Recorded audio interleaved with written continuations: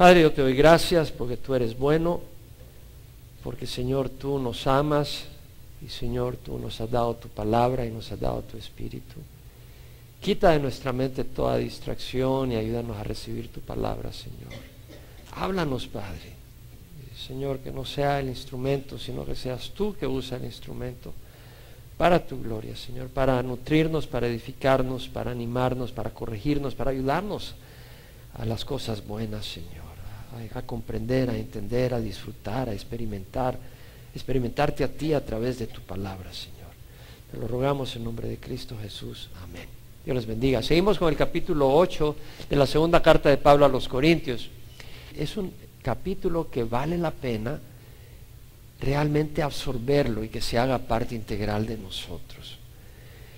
Porque hay tanta confusión en lo que es la ofrenda, el dar. Y cuando estudiamos ese capítulo podemos verlo dentro de la luz bíblica. Y a mí me reta.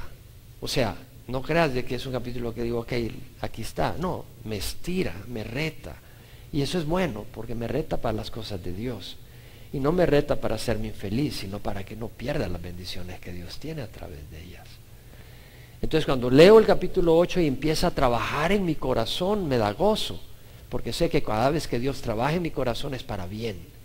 Y lo que logra cuando yo me dejo, cuando yo me ofrezco para que el Señor trabaje en mi corazón, son tesoros eternos, además de una vida abundante en este mundo. Entonces vamos a leer los capítulos 8, versículo 1 al 15, lo vamos a continuar desarrollando el versículo 16 al 24. Sabemos que Pablo fundó la iglesia de Corinto en el segundo viaje misionero, ¿se acuerdan? Donde pasó 18 meses ministrando. Y ahí conoció a Priscila y Aquila, que eran hacedores de tienda. Y cuando se fue en su segundo viaje misionero de regreso para ir a Jerusalén y después a Antioquía, la iglesia donde habían salido, pasó a Éfeso y dejó a Priscila y Aquila en Éfeso, fundando la iglesia de Éfeso. En el tercer viaje misionero, Pablo regresa a Éfeso, en lo que es Turquía, Asia Menor. Y ahí ministra por 2 años y medio.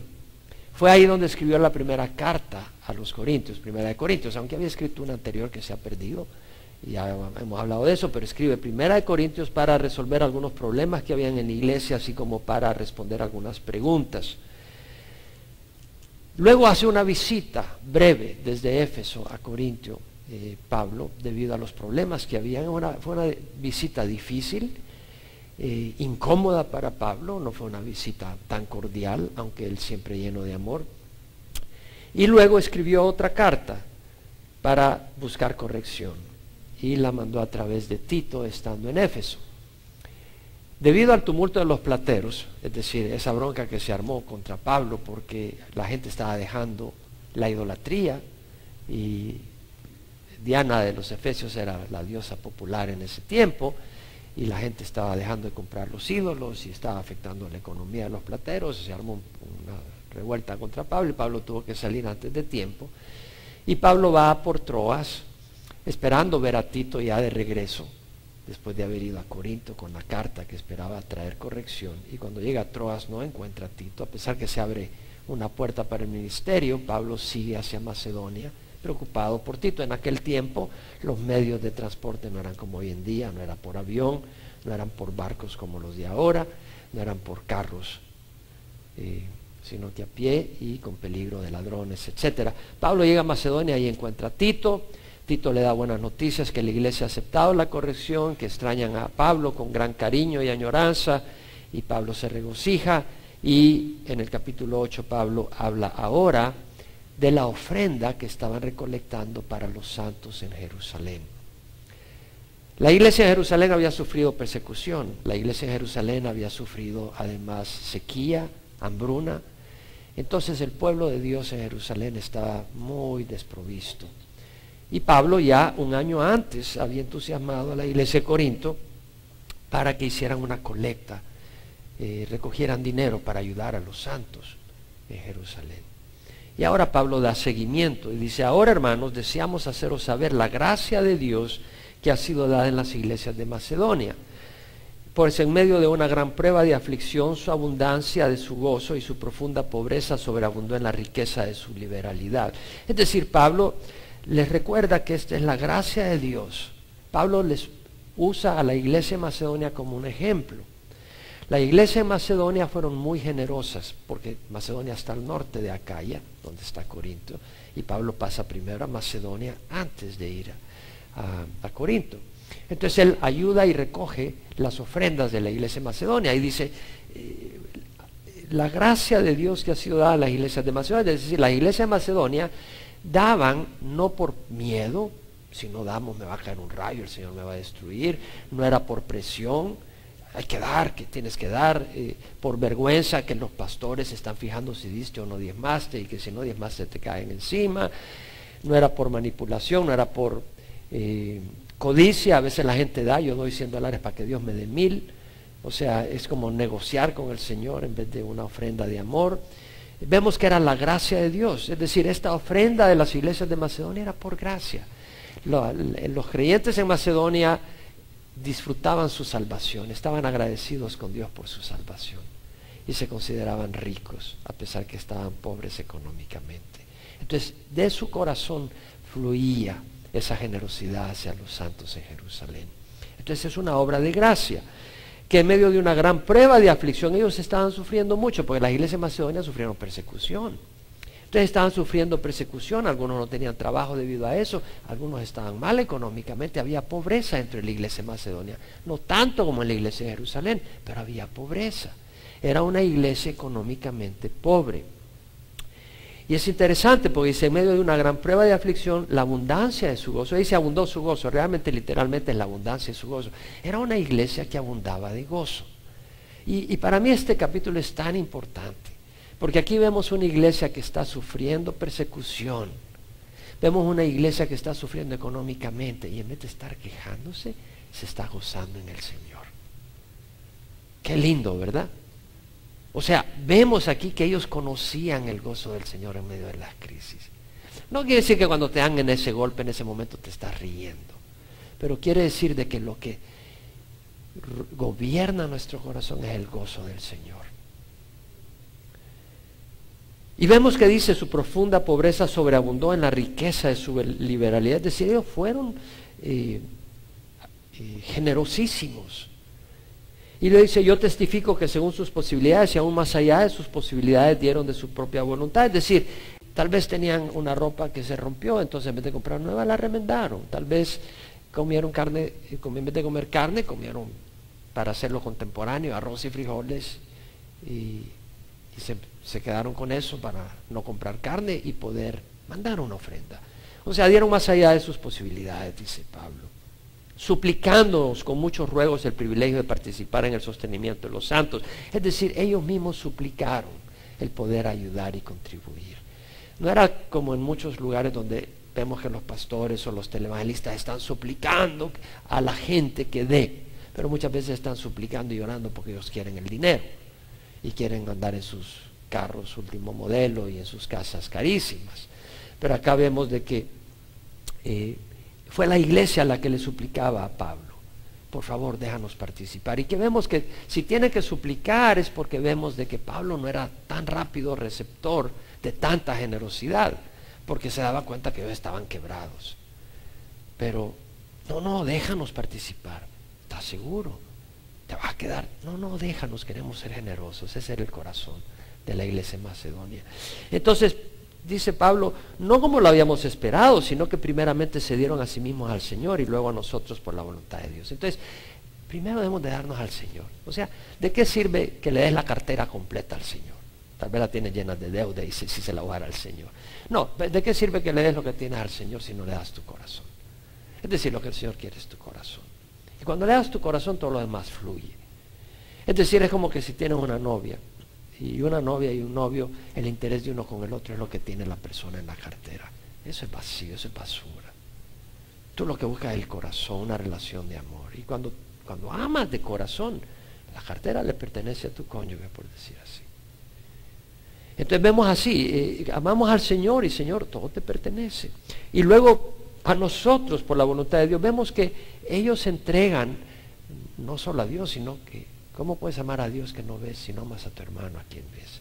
Entonces vemos de que llevan a cabo lo que el Señor dijo. ¿Cuál es el primer gran mandamiento? Le dijeron, Amarás al Señor tu Dios con todo tu corazón, toda tu alma y toda tu mente. Este es el grande y primer mandamiento. El segundo es como este: amarás a tu prójimo como a ti mismo. Entonces vemos ese amor hacia los demás. En consecuencia, rogamos a Tito que, como él ya había comenzado antes, así también llevará a cabo en vosotros esta obra de gracia. Es decir, ruegan a Tito que vaya y anime a la iglesia. ¿De dónde? De Corinto. Que los anime a dar una generosa ofrenda. Ahora, la iglesia de Corinto ya había tenido interés en hacerlo un año antes. Pero vemos que así como vosotros abundáis en todo, en fe, en palabra, en conocimiento, en toda solicitud y en el amor en que hemos inspirado en vosotros, vean que también abundáis en esta obra de gracia. Es decir, Pablo reconoce que la iglesia de Corinto abundaba en fe. Era una iglesia que creía en Jesús. Era una iglesia que creía en la palabra de Dios. Era una iglesia que creía en los dones espirituales, los experimentaba. Era una iglesia que tenía fe, además en palabra. Aquí no está diciendo en conocimiento de la palabra, eso lo dice cuando dice en conocimiento. Cuando dice en palabra está diciendo que era una iglesia que podía transmitir verbalmente su fe, podía comunicarla, podía evangelizar. Además tenían conocimiento en la palabra. Pablo había estado ahí 18 meses, Apolo había estado ministrando. Era una iglesia que conocía la palabra. Y luego dice en toda solicitud. Y aquí la palabra en el griego es el espudé, que quiere decir rapidez, estar presto, estar disponible para hacer algo, estar diligente, en toda solicitud. Es decir, la iglesia de Corinto era una iglesia dispuesta. Vamos a hacer algo, listos. Vamos a hacer un estudio bíblico, vamos a tener una reunión de oración, vamos. Es una iglesia dispuesta. Y en el amor que hemos inspirado en vosotros, que también abundéis en esta obra de gracia. Vemos que Pablo está diciendo, ustedes abundan en todo esto, pero también abundan en generosidad.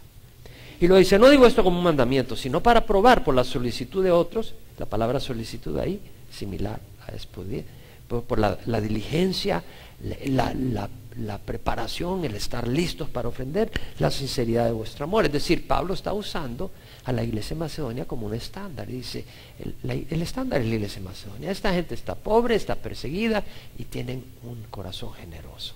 Entonces Pablo está diciendo, quiero probar la sinceridad de vuestro amor por la solicitud y el comportamiento y el fruto que muestra la iglesia de Macedonia. Porque conocéis la gracia de nuestro Señor Jesucristo. Entonces, no solo usa a la iglesia de Macedonia como un estándar, sino que ahora se pasa al estándar de estándares, a Jesucristo. Porque conocéis la gracia de nuestro Señor Jesucristo, que siendo rico, sin embargo, por amor a vosotros, se hizo pobre, para que vosotros, por medio de su pobreza, seáis ricos. Entonces, nos dice, bueno, el estándar del Señor Jesucristo, Él siendo rico, por amor a nosotros se hizo pobre, para que nosotros, por medio de su pobreza, llegáramos a ser ricos. Somos ricos. Es decir, somos ricos, tenemos al Espíritu Santo, tenemos a Jesús con nosotros. ¿Qué más ricos podemos ser? O sea, tenemos al Señor Jesús con nosotros. ¿Qué más rico puede ser si tienes a Jesús? Te puedo preguntar. No hay nada que se compare con tener al Señor Jesús con nosotros. Eso es no puedes poner, es una blasfemia poner cualquier cifra económica a eso. Es una blasfemia. Somos ricos. Y encima tenemos un reino celestial que espera por nosotros. Imagínate, qué lindo.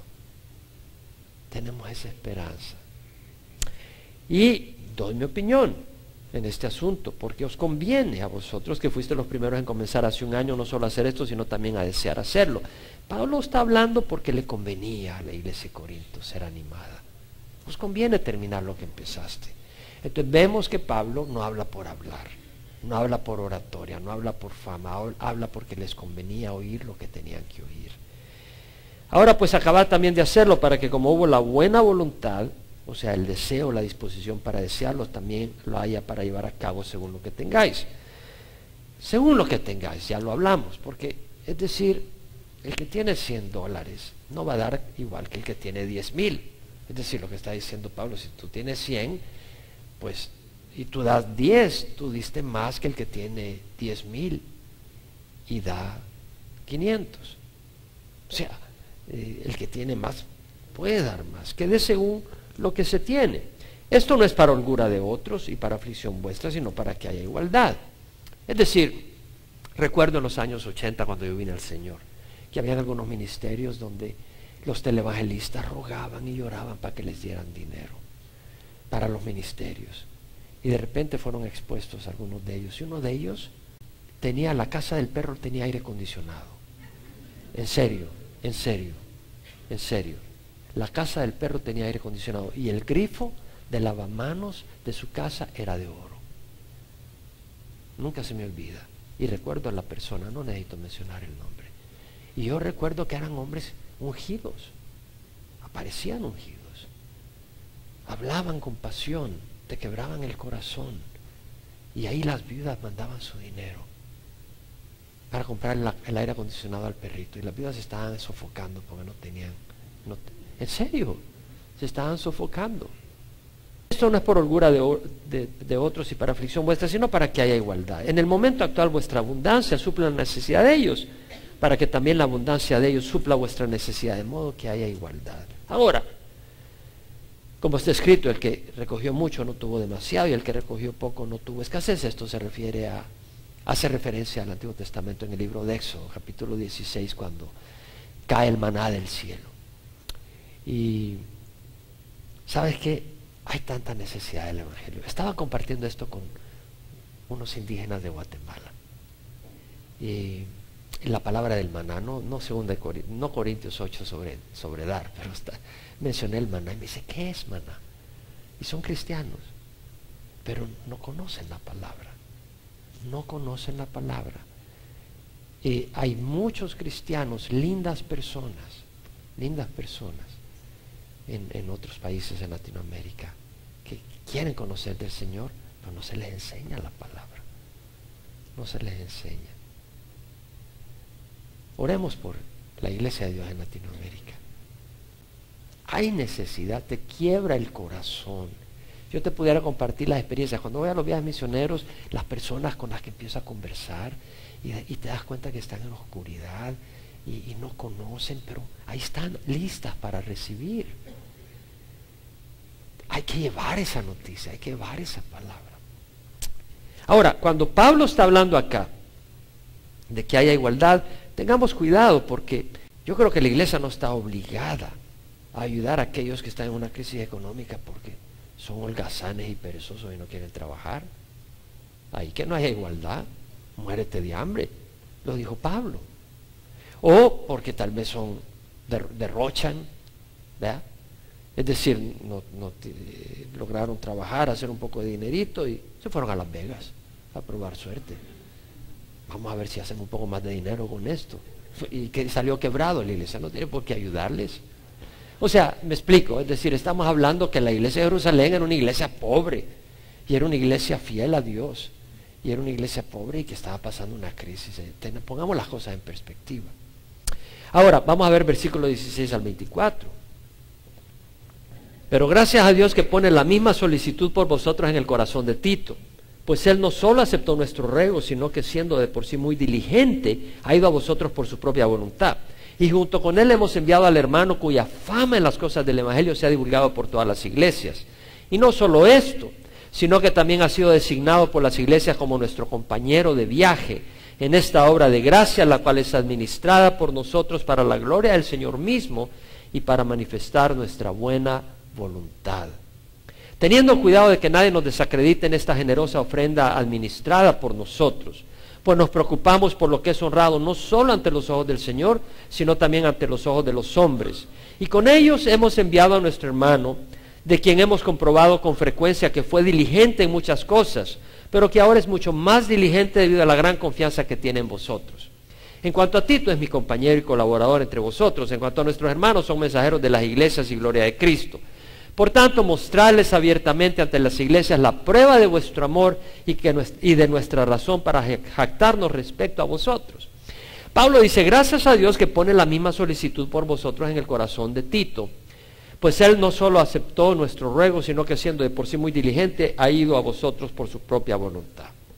Vemos que Pablo reconoce que el deseo de Tito de ir a animar a la iglesia de Corinto para que puedan ser generosos, ese deseo viene de Dios. Por eso le da gracias a Dios Pablo. O sea, observemos, La palabra de Dios es para que aprendamos, escudriñemos y entendamos. Dice, gracias a Dios que pone la misma solicitud para vosotros en el corazón. No le da el crédito a Tito, le da el crédito a Dios. Es Dios que no obra en nosotros tanto el querer como el hacer para su beneplácito. Ese versículo lo compartía con este indígena cristiano allá y le apasionó ese versículo, porque se dio cuenta que esa era la respuesta. Es Dios quien me va a poner el querer y el hacer. Ya se gozó. La palabra de Dios es tan linda. Entonces vemos acá que dice, gracias a Dios. O sea, Pablo reconoce que es Dios quien obra en nosotros. Entonces, si tú te das cuenta que tus deseos están, o sea, que no se ven buenos, pídele al Señor que plante en ti buenos deseos y que te dé la habilidad para llevar a cabo las buenas cosas. Gracias a Dios, dice Pablo, y luego dice que pone la misma solicitud, y esta es la palabra espudé. Ya la mencionamos que Pablo en el versículo 7 del capítulo 8 habla que la iglesia de Corinto era una iglesia con mucha solicitud, mucha diligencia. De nuevo, esa palabra espudé quiere decir prisa, diligencia, estar presto para algo, aplicarse, tener interés. Entonces lo que está diciendo Pablo, King James, New King James, English Standard Version dice earnest care, la New American Standard dice earnestness. Es decir, lo que está diciendo Pablo es que Dios pone en Tito la misma actitud diligente que tenían los corintios para hacer las cosas de Dios, la pone en Tito para ir a animar a los corintios a completar la obra de ofrendar a la iglesia en Jerusalén. Y vemos de que Dios obra en el corazón. Vemos que dice, pero gracias a Dios que pone la misma solicitud por vosotros en el corazón de Tito. Dios obra en el corazón. Necesitamos hacer la voluntad de Dios de corazón. Dios hace su parte. Dios está en el negocio de tocar nuestro corazón. Pero nosotros tenemos la libertad de ahogar ese deseo que pone el Señor. Dios puede poner un deseo noble en tu corazón y tú lo puedes ahogar. Porque el Señor te pone un deseo como ese susurro suave y te pone ese deseo y en la iglesia estás y te animas, pero de repente en vez de abrigarlo, en vez de fomentarlo, en vez de orar sobre eso, en vez de considerarlo, vas pasando por South Coast Plaza o enciendes la televisión y se te aparece algo mejor y ya lo ignoras, lo ahogas con los deseos de la carne y del mundo. Entonces a nosotros nos toca honrar los deseos que pone el Señor, no despreciarlos. Tenemos que fomentarlos. Y luego vemos otra cosa que es importante en la iglesia y para todo cristiano. Fíjate bien. Dice, pero no solo aceptó nuestro ruego. ¿Qué está diciendo Pablo? Que Pablo le había pedido a Tito que fuera. ¿Te das cuenta? Dice, no solo aceptó nuestro ruego, sino que siendo de por sí muy diligente, ha ido a vosotros por su propia voluntad. Vemos algo bien importante, que Dios había puesto en el corazón del líder espiritual de ese grupo. Pablo era el líder espiritual, el que Tito fuera. Y Dios usa a los líderes espirituales, Dios usa a los pastores muchas veces. Una de mis responsabilidades es cuando estoy orando para las personas en qué ministerios van a poder estar sirviendo. Entonces, muchas veces siento que el Señor me pone una posibilidad. Trato de no decirlo así, como quien dice, hagamos esto, sino que trato de orar. Hoy le mencioné a alguien, ¿sabes que he estado orando y creo que el Señor te puede usar en tal ministerio? No le dije qué ministerio, pero he estado orando por esa persona. Dios pone en los pastores ese deseo, pero no solo lo pone en el pastor, sino lo pone en el siervo. O sea, vemos que el siervo también recibe del Señor esa confirmación. De manera que el pastor tiene en el corazón eso y el siervo tiene en el corazón eso, esa combinación. Y cuando dice Pablo nuestro ruego, aquí la palabra es exhortación, súplica. Pablo le exhortó, le pidió a Tito. Y luego vemos que dice, siendo por sí muy diligente, ha ido a vosotros por su propia voluntad. Vemos que Pablo está enamorado de esa palabra, diligencia, solicitud, que es una palabra muy similares. Y la usa varias veces en este capítulo. Y hablando de Tito dice que él es muy diligente. Y la palabra ahí es parecida, es un poco más compleja, pero al final se deriva de la palabra espudé. pero es spudaióteros, pero se parece un poco a spudé, tiene parte original de spudé. Y quiere decir estar activo, diligente, bien dispuesto, bien presto.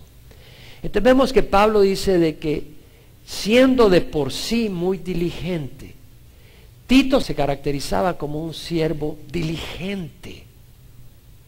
Y la palabra diligencia, si me voy al diccionario, quiere decir prontitud, agilidad, eficiencia con que se lleva a cabo una gestión. Tú te das cuenta en el trabajo quién es diligente y quién no es diligente. Tú te das cuenta en la escuela quién es diligente y quién no es diligente. Ahora, hay que ser diligente en todo. Hay algunos que son perezosos y lentos como tortugas en el trabajo, pero son diligentes para cobrar. Son diligentes para cobrar, pero para trabajo, ay mi Dios. Hay otros que son descuidados en el trabajo. Y ahí andan con chancletas trabajando y se deslizaron, se cayeron, pero son diligentes para poner la demanda. Ah, eso sí. Hay algunos que son diligentes para hallar lo que se necesita en la iglesia. Oh, pastor, aquí se necesita esto. Pastor, ya se dio cuenta que aquí, ya se dio cuenta que allá. Pero a la hora de pedir ayuda, son diligentes para escaparse. ¿Verdad? Entonces, sí, no, debemos de ser diligentes en todo, en las buenas cosas. Y vemos que dice, ha ido a vosotros por su propia voluntad. Qué bueno cuando servimos por la voluntad que ha tocado Dios en nuestro corazón. Y luego dice el versículo 18, y junto con él hemos enviado al hermano cuya fama en las cosas del evangelio se ha divulgado por todas las iglesias. La palabra fama ahí quiere decir encomio, reconocimiento, alabanza. Es decir, hemos enviado, vemos que Pablo envía, es como un líder espiritual, tiene autoridad. No como un dictador, pero sí como líder espiritual. Han enviado las iglesias. Con él hemos enviado al hermano, cuya fama en las cosas del evangelio se ha divulgado por todas las iglesias. No sabemos su nombre, pero Dios sabe quién es. El hermano cuya fama, no era importante el nombre, pero Dios sabe quién es. Y la noticia de su servicio se había divulgado por todas las iglesias. No que era un chismoso, no que era un troublemaker, ¿verdad? Porque a veces algunos dicen, ay, ya viene esta a darnos problemas. No, o sea, no seas identificado así. Que cuando los líderes de la congregación te vean, no digan, ay, este ya me va a traer problemas, Dios mío. Que ni me salude antes del servicio, porque no sé qué voy a hacer. Ya no voy a poder predicar. No, que sea reconocido por algo bueno. Y luego dice Pablo, y no solo esto, sino que también ha sido designado por las iglesias como nuestro compañero de viaje en esta obra de gracia. O sea que Pablo ya está diciendo que él iba a ir, que al llegar a Corintio, él iba a ir con la comitiva a llevar el dinero a la iglesia de Jerusalén.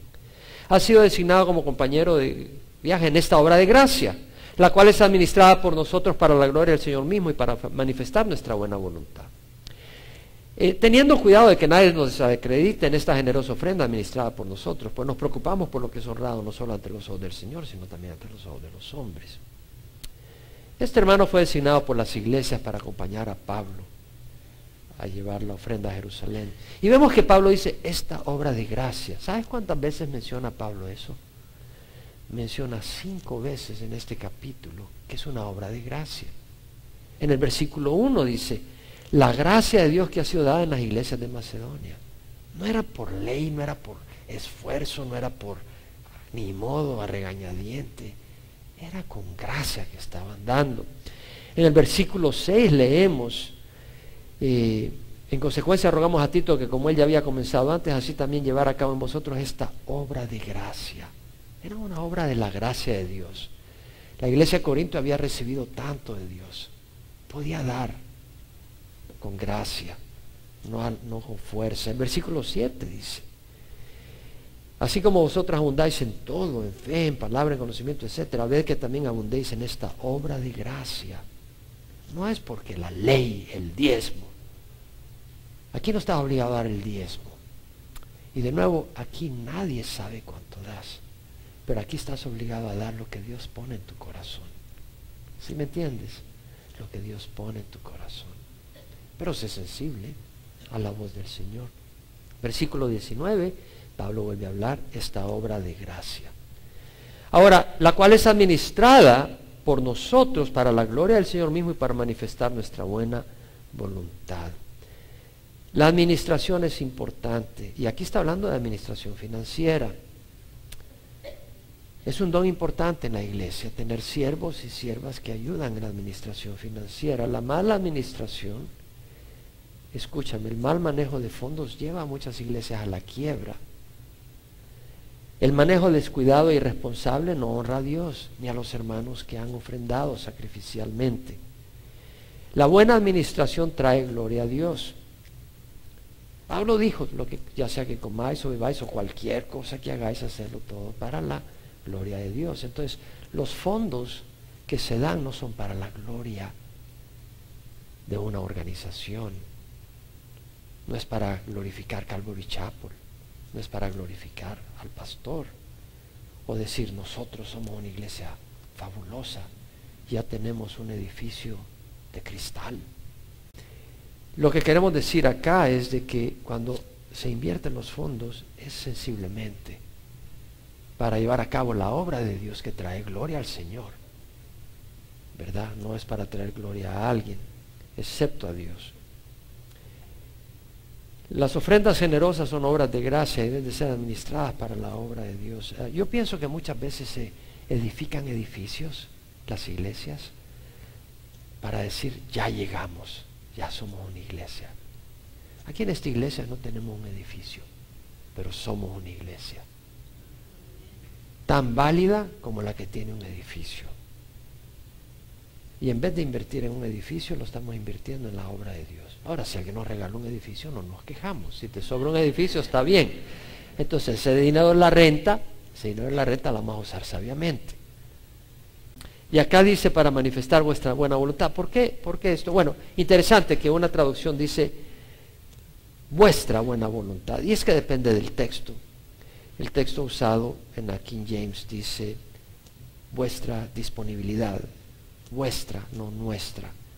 En la New International, la English Standard, la American Standard dicen nuestra buena voluntad. En todo caso, estaba mostrando buena voluntad hacia el pueblo judío. ¿Por qué? Porque Pablo a quien le estaba ministrando principalmente, fue llamado apóstol a quién, a los judíos o a los gentiles, a los gentiles. Y la iglesia en Corinto era principalmente judía o gentil, era gentil. Entonces había un poco de tensión entre la iglesia, entre los gentiles y los judíos. Entonces, ¿qué pasa? Al mostrar que los gentiles, y Pablo mismo estaba dirigiendo esta obra para ayudar a la iglesia de Jerusalén, que lograba la unidad entre los gentiles y los judíos. Bienaventurados los que procuran la paz, porque ellos serán llamados hijos de Dios. Y luego dice Pablo, teniendo cuidado de que nadie nos desacredite en esta generosa ofrenda administrada por nosotros. Vemos de que son varios los involucrados, que nadie nos desacredite en esta generosa ofrenda administrada por nosotros. Son varias personas. Yo creo que no debes de participar en ningún ministerio donde una sola persona es el que maneja los fondos. Hay personas, hay ministerios donde el dinero entra y una persona es la que cuenta ese dinero, nadie más sabe. Y esa es la persona que se encarga de llevarlo al banco, esa es la persona que lo contabiliza. Tú no sabes cuánto me mete en la bolsa. ¿En serio? ¿En serio? En un viaje, en uno de mis viajes misioneros, iba con un pastor que me contó de un nombre de una persona reconocida, ni te voy a mencionar el nombre, pero que has oído hablar de él, que me dijo de que en una situación no fue honesto con la caja de ofrendas. Pues nos preocupamos por lo que es honrado no solo ante los ojos del Señor, sino también ante los ojos de los hombres. Es importante mantener transparencia en las cosas que hacemos. Transparencia. Y de hecho, debido a que algunas organizaciones no son transparentes, otras personas tienen miedo de ofrendar en las iglesias y en los ministerios porque hay tanta mala experiencia, tantos abusos. Versículo 22 dice, con ellos hemos enviado a nuestro hermano, o sea que además de enviar a Tito y a ese hermano, cuya fama era conocida en las iglesias por su servicio al Evangelio. Dice, además, hemos enviado a nuestro hermano, de quien hemos comprobado con frecuencia que fue, ¿qué dice? Diligente en muchas cosas, pero que ahora es mucho más diligente debido a la gran confianza que tiene en vosotros. Hermanos, seamos diligentes. Es importante ser diligente, y gracias a Dios por los diligentes. Y la palabra ahí es espodaios, de ahí similar a espodé, y significa activo, diligente, bien dispuesto, presto. Fue diligente en muchas cosas. Es importante ser diligente en las varias y distintas áreas del ministerio. Sé diligente, sé caracterizado por tu diligencia. Honra al Señor, sé diligente. Y gracias a Dios por ti si eres diligente. Ahora, es mucho más diligente, dice, debido a la gran confianza que tiene en vosotros. Lo que estaba diciendo es de que ese otro hermano que no menciona por nombre, sabía que la iglesia de Corintio era un trabajo de Dios. Dios estaba trabajando. Y que esa iglesia iba a ser generosa. Entonces ese hermano dice, yo quiero ir, claro que quiero ir. Quiero animarlos, quiero darle un empujón para que puedan llevar a cabo la obra. Con ánimo iba ese hermano, sabiendo que iba a haber fruto. Es como a veces no te sientes nada diligente de hacer algo con alguien cuando sabes que esa persona ni arrastras la llevas a tomar agua. ¿Sí me explico? Es decir, es como aquellos animales que los tienes que jalar para que vayan a tomar agua porque no quiere. Dicen, no, ¿para qué voy a ir a hacer nada con esa gente? Peor la cosa. No, vemos que él sabía de que esa iglesia estaba respondiendo. En cuanto a Tito, es mi compañero y colaborador entre vosotros. En cuanto a nuestros hermanos, son mensajeros de las iglesias y gloria de Cristo. Menciona a Tito por nombre, a los otros dos hermanos no. Interesante que dice, en cuanto a Tito, es mi compañero y colaborador entre vosotros. Lo honra como compañero y colaborador. La palabra compañero aquí es koinos, de ahí koinonía. O sea, es aquel colega. Imagínate que Pablo te diga, tú eres mi colega en la obra de Dios. Wow. Pablo no era cualquier sencillo, era un hombre dedicado, un hombre sacrificado, un hombre que trabajaba en la obra de Dios. Y dice, Tito es mi compañero, mi asociado, mi copartícipe. Y luego dice, mi colaborador, sunergos. O sea, ha de hablar de la palabra sinérgico. Cuando dos cosas se unen y juntas, tienen un efecto superior que individualmente. Synergy en inglés. De ahí viene. O sea, dos cosas individuales no tienen el poder de las dos cosas juntas. En muchas ocasiones. Y eso ocurre en medicina. A veces una medicación y te agarras la otra y juntas te mandan al hospital porque juntas te hicieron un tremendo efecto. Pablo lo ve a él como un compañero en la obra, un colaborador, como alguien que venía a la par. Pablo lo considera compañero y colaborador. Y luego dice, en cuanto a nuestros hermanos, son mensajeros de las iglesias y gloria de Cristo. Interesante que para la palabra mensajero usa la palabra apóstolos. Apóstol. Y la palabra apóstol quiere decir enviado. Pero por supuesto también era el nombre que se le dio a los 12 apóstoles originales. Y luego a los otros apóstoles que el Señor levantó en la iglesia inicial. Apóstoles como Pablo, como Bernabé, que fueron apóstoles. Acá no va en ese sentido, y por eso, sino que va en el sentido de mensajero de la iglesia, no necesariamente en una labor apostólica como la de Pablo o la de Pedro. Y por eso la New King James, la King James, la English Standard, la New American Standard traducen messengers, mensajeros. O la New International Version me gusta mucho, dice representatives. O sea, ellos fueron como representantes. Estos dos siervos que iban como representantes de las iglesias. O sea,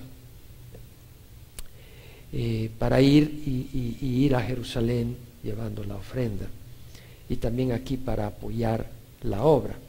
Y luego Pablo les dice, por tanto, mostrarles abiertamente ante las iglesias. Quiero mencionar algo antes de parar ahí. Vimos de que son mensajeros de las iglesias y gloria de Cristo. Estos hermanos traían gloria al Señor.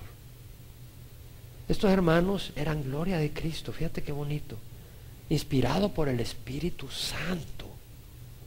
Pablo dice que estos hermanos eran gloria de Cristo, eran resplandor de Cristo. ¿Quisiéramos que Dios dijera así de nosotros? Qué bonito sería que Dios así se expresara en nosotros. Fulano, fulana, son mi gloria. Wow. Yo creo que el Señor se expresa así de muchos de ustedes. ¿Crees que eran perfectos? No. ¿Crees que nunca se levantaron de mal humor? No. Pero creo que dentro de todo, el Señor nos mira. El Señor mira nuestro corazón y nos ve imperfectos. Y nos ve que de vez en cuando nos desesperamos y perdemos la paciencia. Pero sabe que le amamos. Y sabe que como niños que a veces nos echamos a chillar, a veces nos echamos a hacer berrinches, pero Él es nuestro papá. Y no queremos otro papá. Y queremos servirle. Y a veces no estamos en las mejores, pero a veces hacemos lo mejor que podemos para Él. Y Él nos mira con amor. Él no mira nuestro defecto, Él mira nuestro corazón. No son mi gloria. Es el Señor. Por tanto, mostrarles abiertamente ante las iglesias la prueba de vuestro amor y de nuestra razón para jactarnos respecto a vosotros. Es decir, ¿cuál es la prueba de vuestro amor a la iglesia de Corintio? Sean generosos, dice. A la iglesia de Jerusalén, sean generosos.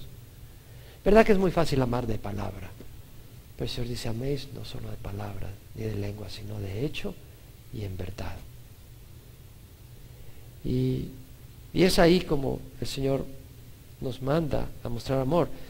Primera de Juan capítulo 3 lo leímos la vez pasada.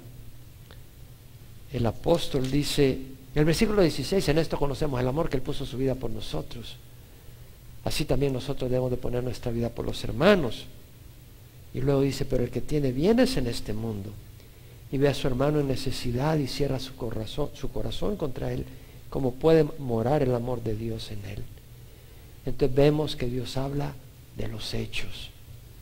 El amor no puede ser un sentimiento nomás, tiene que ser realmente una manifestación real. Y nuestra razón para jactarnos respecto a vosotros, es decir, Pablo se jactaba de la iglesia en Corintio. Vamos a correr rápidamente los primeros 5 versículos del capítulo 9, porque se integran. Ahí realmente no deberían haber empezado el capítulo. Porque me es por demás escribiros acerca de este servicio a los santos. Era un servicio a los santos. Pues conozco vuestra buena disposición, de la que me glorío por vosotros ante los macedonios. Es decir, que Acaya ha estado preparada desde el año pasado y vuestro celo ha estimulado a la mayoría de ellos. Vemos que Pablo dice, me es por demás escribiros acerca de este servicio a los santos. En otras palabras, Pablo está diciendo, realmente ni necesito decirle a ustedes que sean generosos. No necesito escribirles esto. Qué bonito, le está diciendo, yo sé que ustedes saben, pero de todas maneras les escribe y de todas maneras los anima.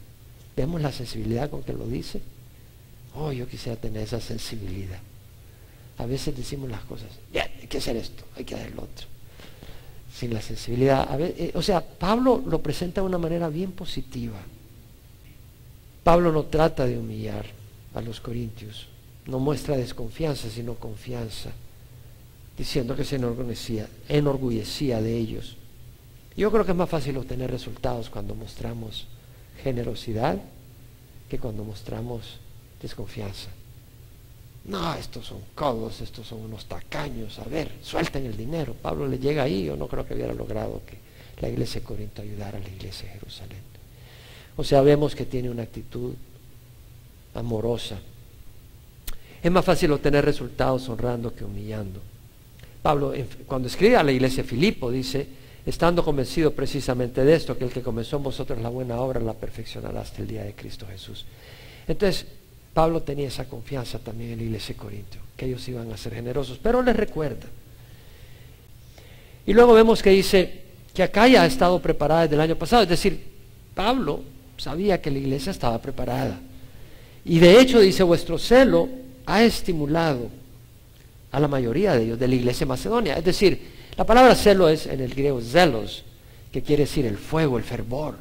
También quiere decir celos, le tienes celos a una persona. Puede decir celos cuando alguien está mirando a tu esposa o a tu novia y te pone celoso. Pero acá es el fervor, el fuego. Es decir, ellos tenían fuego por ser generosos hacia la iglesia de Jerusalén, hacía un año. Y eso estimuló a la iglesia más. Entonces tu celo, tu fervor estimula a otros. Y cuando estás todo apagado, desestimulas a otros. Es muy importante nuestra actitud. ¿Y sabes qué? Por eso es importante la congregación, venir a la congregación, animarnos, fortalecernos y tener una vida personal con el Señor. Pero veamos lo que dice Pablo. Vuestro celo ha estimulado a la mayoría de ellos. No dice a todos. No dice a todos. En la iglesia hay unos que son estimulados y hay otros que ahí siguen igual, en cualquier congregación. Versículo 3, pero he enviado a los hermanos para que nuestra jactancia acerca de vosotros no sea hecha vana en este caso, a fin de que, como decía, estéis preparados. Es decir, Pablo envía a los hermanos como apóstol, como líder, guía, dirige, no es un papa sin sal. Los envía, pero no como un dictador, sino por el beneficio de la iglesia de Corinto y la iglesia de Jerusalén. No sea que algunos macedonios vayan conmigo y os encuentren desprevenidos y nosotros, por no decir vosotros, seamos avergonzados por esta desconfianza. O sea, Pablo dice, van a ir algunos de Macedonia conmigo y después de que les he dicho que ustedes son generosos, etcétera, y que ellos estuvieron estimulados, si llego a Corinto y ustedes no ofrendan generosamente, me voy a avergonzar yo. Y no solo me van a avergonzar a mí, ustedes mismos se van a avergonzar, porque no van a probar no ser lo que yo les digo que son. Así que creí necesario exhortar a los hermanos a que se adelantaran en ir a vosotros y prepararan de antemano vuestra generosa ofrenda, ya prometida, para que la misma estuviera lista como ofrenda generosa y no como por codicia. Pablo dice, fue necesario exhortar a los hermanos a que se adelantaran. Pablo envía a los dos hermanos cuyos nombres no conocemos y a Tito, para que animara a la iglesia de Corinto a ser generoso. Y dice algo bien importante. Ya en 1 Corintios 16 les había dicho, aparten cada semana, de acuerdo a cómo les prosperó Dios. Aparten cada día, cada semana, para que cuando yo llegue, ya tengan el dinero dispuesto, no tengamos que hacer ahí la colecta. Pablo les había dicho eso. La iglesia de Corinto había prometido participar. La iglesia de Corinto, Pablo tenía esperanza en ella. Sin embargo, se sintió necesitado de animarlos y exhortarlos. ¿Y sabes por qué? Porque yo creo que Pablo me conoce a mí y te conoce a ti. Y se conoce a él mismo y conoce a la iglesia de Corinto. ¿Cuántas veces en el corazón queremos dar cierta cantidad? Pasa una semana y damos menos de lo que sentíamos en el corazón. ¿Te ha pasado alguna vez? Levanta la mano. ¿Me ha pasado? Entonces Pablo realmente, bueno, a veces es sabiduría de Dios, a veces creo que es sabiduría de Dios, pero yo creo que a veces es influencia de la carne. Estamos ahí animados y, Señor, esto es lo que quiero dar. Ya pasó la semana, bueno, era para empezar a negociar, ya vamos a la mitad. ¿Me entiendes? Es como que uno está negociando. Y yo creo que la ofrenda generosa, la palabra aquí, la palabra me llama la atención en el griego, pues la palabra es eulogía, de ahí viene de elogio, de hablar bien, es decir, la palabra ofrenda generosa ahí es eulogía, lo que quiere decir abundancia, algo que es digno de alabar. Yo creo que cuando somos generosos no salimos afectados negativamente. Cuando somos generosos somos bendecidos.